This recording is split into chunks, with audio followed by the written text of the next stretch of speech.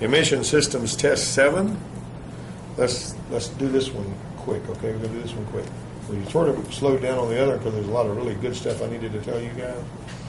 And let's read that first question to me. Somebody read it really loud. So The Clean Air Act of 1990 made it illegal for anyone to remove, disconnect, or tamper with emission controls on any vehicle that would be used on public roads. Yeah, that's like a $10,000 fine.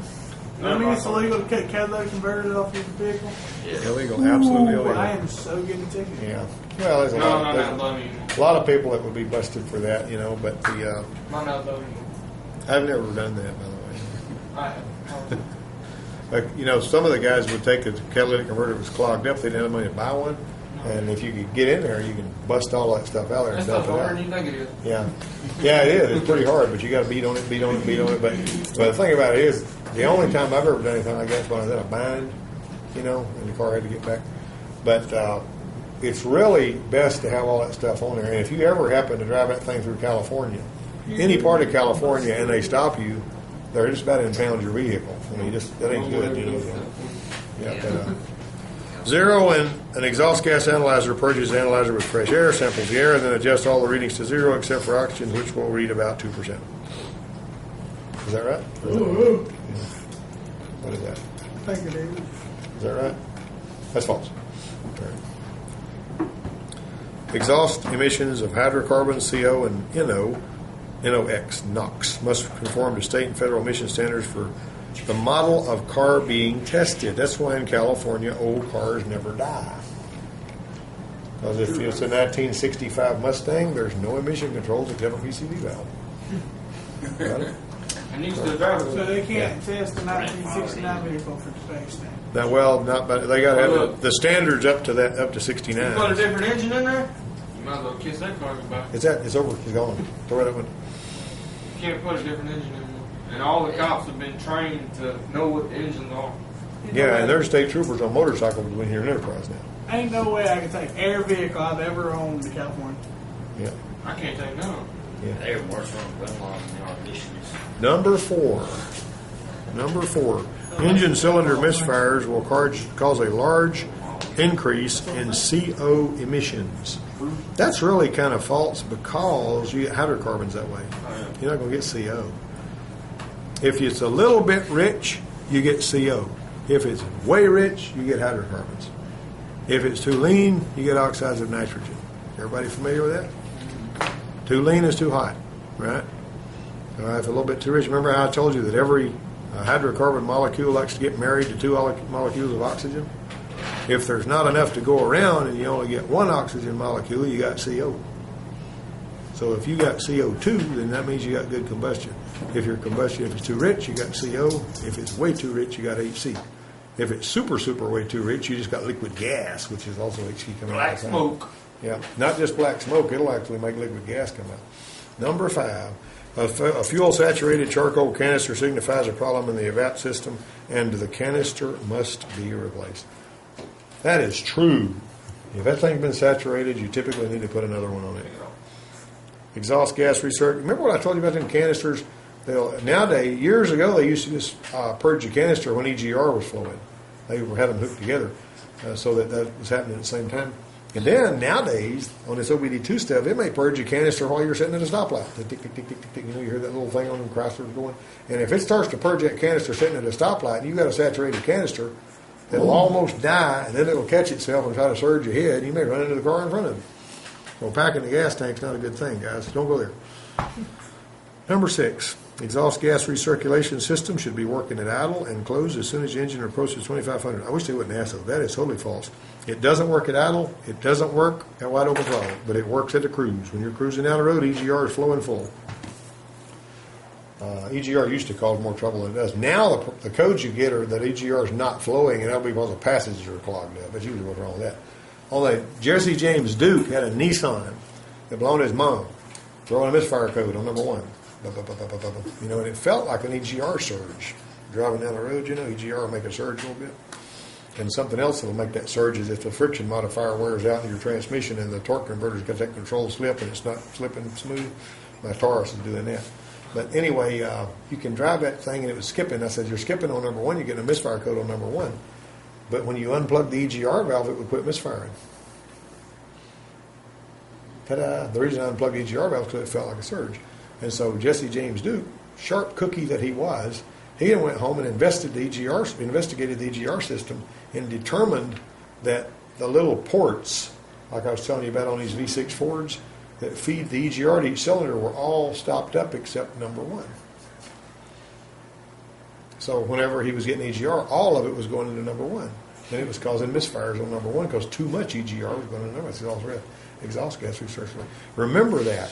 If you feel a surge, unplug the EGR valve, see if it goes away.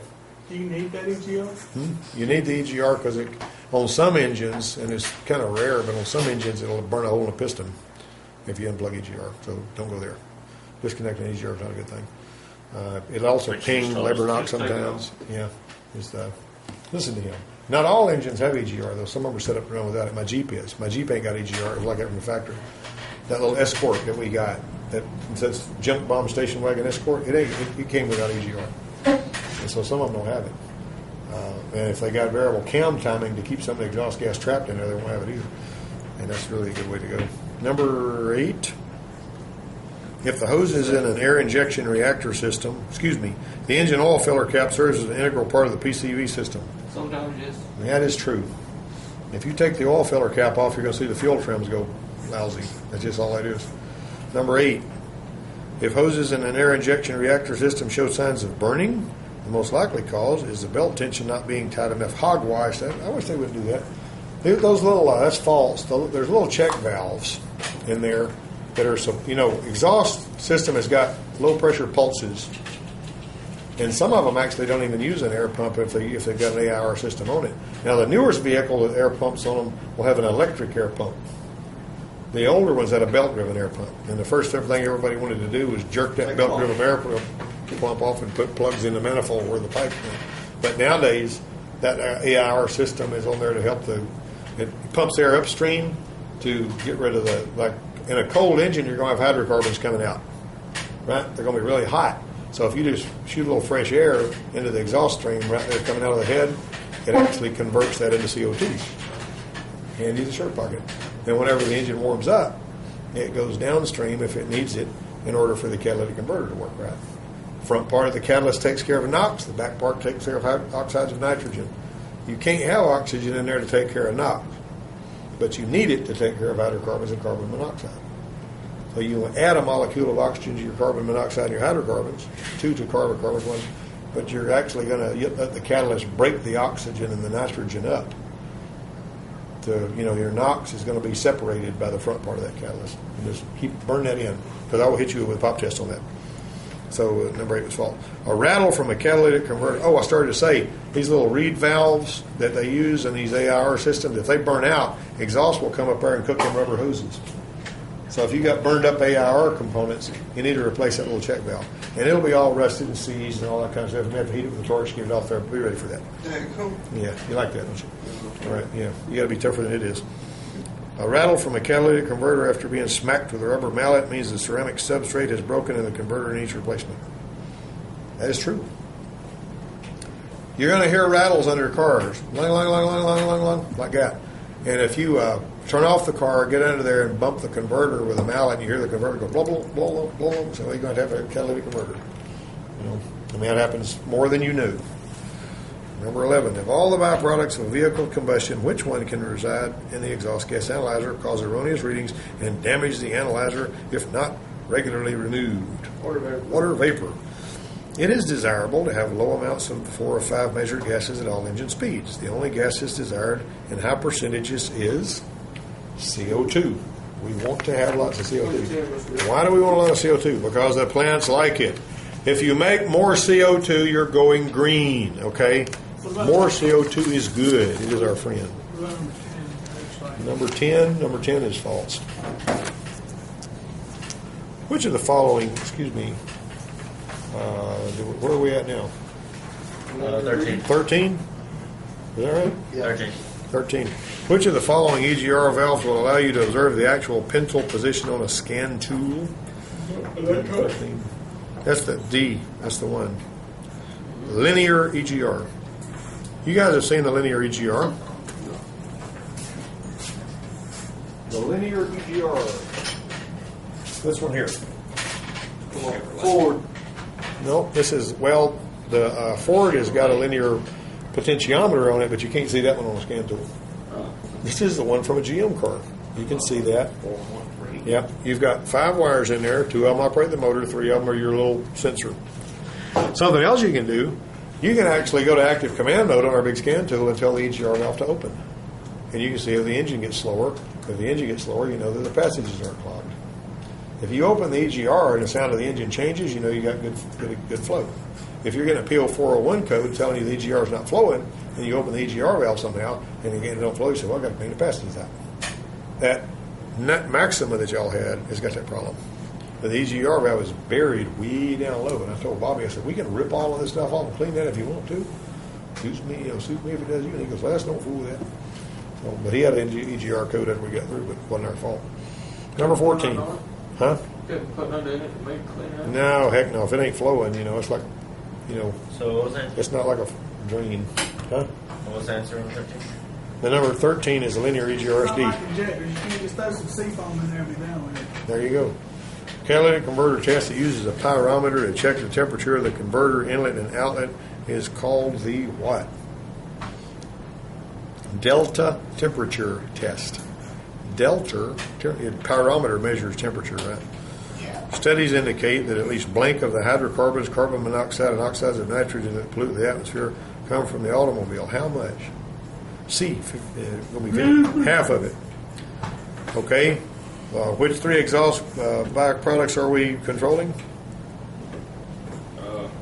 Somebody spit it out. Come on, I've hammered on it. CO, CO, NOx. NOx, and what? HO? HC. I was going to say HO. I wasn't sure.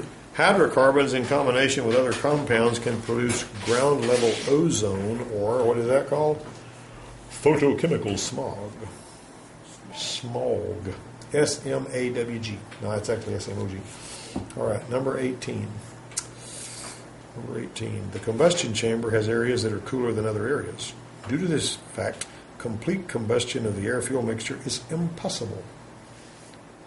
Engine designers reduce the effects of this blank through combustion chamber design and piston ring location. Really? Quenching. You know where one of the places that it's hardest for it to burn the fuel? That little place between the top of the piston and the first ring. Wow. Gas is, well, there ain't no room there for no air to get down in there. And the flame doesn't burn down in there because there's not any oxygen. How you spell that? The quenching is QUNCHING. 19. The component designed to store the gasoline vapors from the evaporative emission system is called the what? Evaporative canister. Number 20.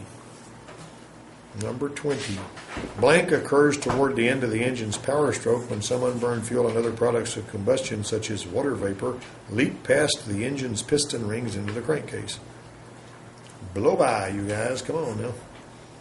Blow by is not, that happens on just about every engine has got some blow by. Well, all engines have got some blow by. It's worse if the gap in the rings are stacked, right? When have you seen that? Pistons you pulled out of there had stacked ring gaps, didn't it? And that was built that way at the factory. They figured it's just a neon, it don't matter. It's just stacked rings, whatever. That's what Sean usually figures too. Hopefully we'll get our parts for that neon sometime here pretty quick. What's the next one here? 21. The excessive pressures that can build up in the crankcase destroy seals and gaskets. We talk about it all the time. If this occurs, it's likely a fault in what system? PCV. What's PCV stand for? Positive crankcase ventilation. The blank vents air pump output to the atmosphere during deceleration, so the combination of rich mixture and extra oxygen doesn't cause backfiring. This is how that works. You got inside, particularly on throttle body and carburetors, inside the intake manifold, you got droplets of gasoline that's gathering while all this stuff's flowing. When you let off, what happens to fluid when vacuum goes up? It turns into vapor, right? Boils at a really low temperature, right? Gasoline. That that vaporized gasoline goes into the exhaust and it's really hot. If there's any fresh air at all that can get in there, it's going to either go. Boop, boop, boop, boop, boop, boop, boop, boop, boop, boop. You ever heard people let off the air that? That's the little. That's what mine does. Yeah, because it's got, you don't have a really tight exhaust system, and it's the low exhaust pulses are sucking some air in there, and it's lighting off that stuff right there. Because you don't want the air management system pumping fresh oxygen in there. Because whenever I've ever seen somebody hook that up wrong so that bypass didn't keep the air from going down there, that thing would just about blow the muffler, slam off the car. Sound like a shotgun going off the car. Boom! I had a little Volkswagen Carbon Ghia. You know that little Carbon Ghia? It's a little low-riding Carbon Ghia. And it had some megaphone tailpipes on it. They looked like little shotgun barrels sticking out the back, little blunderbuss barrel. And I could switch that thing off and load the exhaust up with gas and turn it back on, and it looked like two shotguns that boom, shot out of the back. And I did that one time when a car was tailgating me. That car just about locked his brakes. And he didn't come close to me for a while. And he thought he'd been shot. Because you can see big flames come out of that thing. But anyway, there was no danger there. So. Good idea. Right. It's not like you had the clip for an SKS in the back. Yeah. The blank vents air pump output of the atmosphere, so you let off. That's actually the diverter valve. The effectiveness of the catalytic converter is largely controlled by the performance of what, which provides oxygen needed to oxidize CO and HC. That's the air pump. Actually, you can call it the. Wait a minute. No, I'm sorry. I was air pump would provide oxygen, I guess, but they're claiming here 23 when we put cerium oxide. That's something you don't even need to know about that unless you're just really a stickler for information. But that's actually that's what's in there. I mean, if I saw that on a test, I'd put air pump. Okay, the three-way catalytic converters use rhodium. Rhodium, RHODIUM. That is a really shiny metal that they make some jewelry out of sometimes, too. And number 25, some catalytic converters will be close coupled or mounted as close to the engine as possible. This is due to the fact that catalytic converters depend on high temperature to start to work. You don't notice on these little small foreign cars, they got a catalytic converter crammed right up against the exhaust manifold, and that's the reason they do that. See? What's 24? 24 is rhodium, RHODIUM. I thought there was another reason they just put a O2 sensor right in front of the catalytic converters to keep it hot. Now this right here, this Ranger, this little worksheet right here is going to deal with setting we're going to do a cam and crank sensor deal.